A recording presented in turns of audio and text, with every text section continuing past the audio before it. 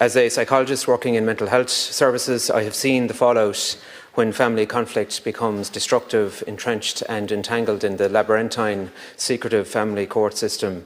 I have supported people whose mental health was weaponised against them, whose distress was treated as evidence that they were unsafe, unstable or unworthy of contact with their child.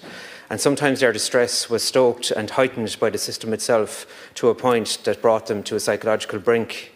I've also seen the devastating impact when children are drawn into adult conflict and, in effect, set against a parent. It's important to say that these patterns can affect both mothers and fathers. Abuse, coercive control, emotional harm and risks of any kind must always be taken seriously. So too must the harm caused by false allegations, diagnosis or vulnerability used strategically in the court system.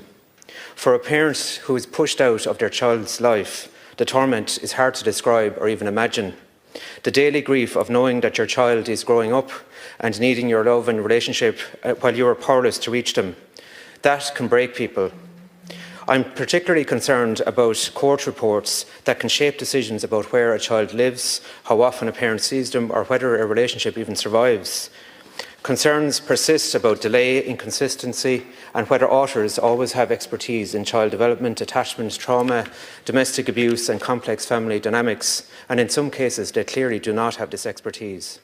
A poorly considered report can do enormous damage. It can harden a narrative about a parent that is incomplete or simply wrong, and once it takes hold, it is almost impossible to undo. Privacy remains paramount, but privacy cannot mean parents are left alone in a closed system, unable to speak, get support or understand decisions of such magnitude. We need a careful, humane and accountable family court system, one that upholds, wherever safe and possible, a child's right to a healthy, ongoing relationship with both parents, as well as a parent's right to fairness and due process. It must recognise abuse, coercive control, and it must also recognise where conflict is intensified by the court process itself.